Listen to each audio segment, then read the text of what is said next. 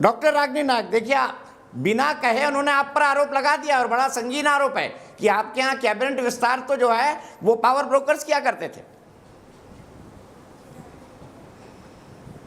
देखिए, सबसे पहले तो दीपक जी, आज शुरुआत में ये कहना ही पड़ेगा कि बहुत सारे नारे दिए थे 2014 में नरेंद्र मोदी जी ने सत्ता के सिंहासन तक पहुंचे, जैसे अच्छे दिन, जैसे बहुत हुई महंगाई की मार, जैसे बहुत हुआ नारी परवार। उसी श्रृंखला का एक नारा था मैक्सिमम गवर्नेंस मिनिमम गवर्नमेंट। और आज मुझे ये कहना पड़ेगा कि ये सारे नारे एक एक करके मोदी जी की झूठ बोलने की कला के जीते जागते स्मारक बनते जा रहे हैं। आप देखिए, सुबह से आपका चैनल भी विश्लेषण कर रहा है, अभी भी बड़ी अच्छी समीक्षा दी गई। कोई कह रहा है कि मंत्रिमंडल के विस्तार से मोदी जी जातिगत समीकरण सेट कर लेंगे, कोई कह रहा है मोदी जी चुनावी समीकरण उत्तर प्रदेश के सेट कर लेंगे, कोई एक्सपर्ट कह रहा है कि गठबंधन के समीकरण सेट कर लेंगे।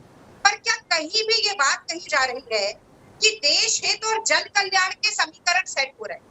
तो अगर आप चारों तरफ नजर दौड़ाएंगे ना, पस्त पड़ी अर्थव्यवस्था है, महिलाओं के खिलाफ अपराध बढ़ रहा है, लगातार बेरोजगारी बढ़ रही है, महंगाई जो है वो किसी के काबू में नहीं आ रही है, चीन का अतिक्रमण है, किसान 7 महीने से धरना दे रहा है। इन सब नजारों के आगे इस तरीके की बहस मंत्रिमंडल के विस्तार की मैं समझती हूँ बेमानी, बेकार और निरर्थक हो जाती है। और वो इसलिए भी क्योंकि एक मोदी जी और आधे अमित शाह जी, 1.5 लोगों की सरकार है। मुखौटे चाहे कितने बदल जाए, विफलताओं का ठीकरा फोड़ने के लिए कितने नए सर जुड़ जाए, ये म्यूजिकल चेयर है दीपक जी। ये लोगों को घुमाएंगे अंदर बीच में रखिए एक कुर्सी आधा स्टूल, एक बार मोदी जी को बैठना है, एक बार अमित शाह जी को बैठना है। ये चेयर तो आप भी खेलते थे ना, ये म्यूजिकल चेयर तो आप भी खेलते थे, तो अब इस पर आपत्ति क्यों हो रही है आपको? हाँ, तो आप ये कहा गया कि हमारे समय पर तो पत्रकार जो थे उनकी इन्वॉल्वमेंट रहती थी, कम से कम हाथ जुड़वा लीजिए। ऐसे पत्रकार नहीं थे हमारे समय पर जो कि पुलवामा के अटैक पर जश्न मना रहे, ऐसा तो हमारे समय पर नहीं हुआ। और आज के समय में मैंने शुरुआत में जो बात कही कि पॉलिटिक्स में टाइमिंग बहुत महत्वपूर्ण है, जैसे क्रिकेट में बहुत महत्वपूर्ण होती है। तो इस समय पर किसानों से बातचीत करने के लिए समय नहीं है, तीसरी लहर की तैयारी करने के लिए सर्वदलीय बैठक बुलाने के लिए भी समय नहीं है। हाँ, दल बदलू घर वापसी ना कर ले, उसे रोकने के लिए गठबंधन के साथी अकाली दल की तरह छोड़कर ना चले जाएं, वो उनकी सत्ता लोलुपता की शांति के लिए पूरा समय है। कैबिनेट विस्तार करिए, आपका विशेषाधिकार है। देश देख रहा है कि मोदी जी की प्राथमिकता क्या है और मोदी जी का असली चेहरा क्या है। प्रेम शुक्ला जी, इनका तो सीधा आरोप है भाई, सरकार तो किसी मोर्चे पर काम ही नहीं कर रही है। रागिनी नायक जी को तो इस बात से खुश होना चाहिए। क्यों रागिनी, मैं आप पर आऊंगा, लेकिन प्रेम शुक्ला जी मुझे बताइए इनके लिए तो अवसर ही अवसर है कांग्रेस पार्टी के लोगों के लिए। नहीं दीपक जी, आपने जो आदरणीय रागिनी नायक जी से प्रश्न पूछा था, क्या उसका उत्तर का एक वाक्य भी कहा गया क्या? उसके उत्तर में एक वाक्य भी कहा गया क्या? नहीं कहा गया। डॉक्टर मनमोहन सिंह क्या अपने कैबिनेट का गठन स्वयं करते थे क्या? आप भी पत्रकार रहे हैं, लंबे समय तक पत्रकार रहे हैं, क्या डॉक्टर मनमोहन सिंह को अपने मंत्रिमंडल के गठन का अधिकार था? राडियो टेप सामने है कि नहीं है? और ये कह रहे हैं कि भाई पत्रकार तमाम तरह के अनुमान लगा रहे, साहब ये आपातकाल थोड़े है कि पत्रकार अनुमान भी न लगाने पाए। ये कांग्रेस के कुशासन का आपातकाल नहीं है कि पत्रकारों को अनुमान लगाने के अधिकार से भी वंचित कर दिया जाए। इस तरह की हरकतें तानाशाही जिनके रक्त में हो, ऐसे शासक ही कर सकते हैं, जिनका जो लोकतंत्र में विश्वास रखते हैं, जो मुक्त मीडिया में विश्वास रखते हैं, वो अनुमान लगाने का अधिकार भी देते हैं। एक चीज। तीसरी बात, आप किससे सुशासन की बातें कर रहे हैं? 2G 3G, जीजा जी तुम इतना ले लेना जी, तुम उतना दे देना जी।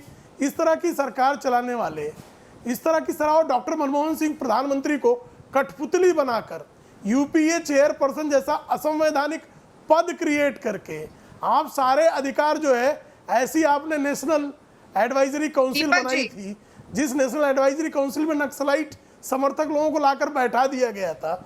और फिर दूसरी तरफ जो है राडियो टेप्स बताते हैं कॉर्पोरेट घराने तय करते थे किस पोर्टफोलियो पर किसका अधिकार हो, यानी पोर्टफोलियो भी नीलाम हो रहे थे। तो जिन लोगों ने अपने शासनकाल में मंत्रिमंडल के विभागों की नीलामी की हो कॉर्पोरेट हाउसेज में, वो जब बातें करते हैं कि किस तरह से मंत्रिमंडल का गठन हो, तो निश्चित तौर पर उन पर हंसी आने के अलावा आप क्या कर सकते हैं। दीपक ठीक जी, है मैं रागिनी, जवाब बड़ा सीधा सवाल है। देखिए आप पर फिर उन्होंने आरोप जड़ दिया कि आपके यहाँ तो मंत्रालय बिकाऊ थे। देखिए, प्रधानमंत्री का विशेषाधिकार है, मैंने वो बात सबसे पहले कही। डॉक्टर मनमोहन सिंह अपने मंत्रिमंडल का गठन स्वयं करते थे, लेकिन पार्टी के विभिन्न पक्ष जो हैं उनको सुनकर और पार्टी के विभिन्न पदाधिकारियों की जो राय है उसको शुमार कर।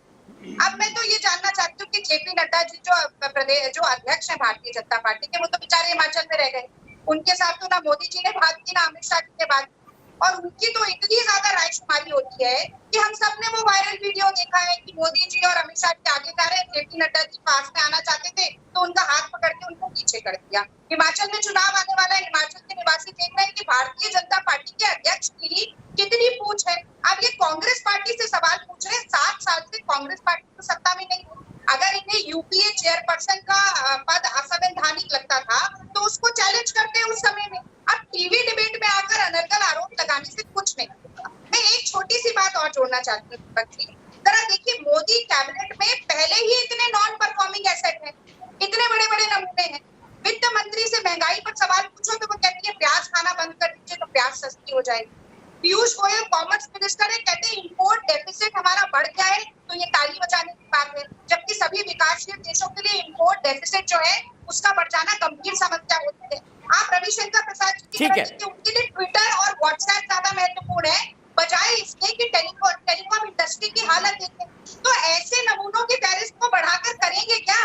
देशभक्ति का, देश कल्याण का काम नहीं हो रहा है। नॉन परफॉर्मिंग एसेट्स की जो फहरिस्त है उसको लगातार अरे वो आपकी सरकार के मंत्री हैं रागिनी जी, वो आपकी सरकार के मंत्री हैं।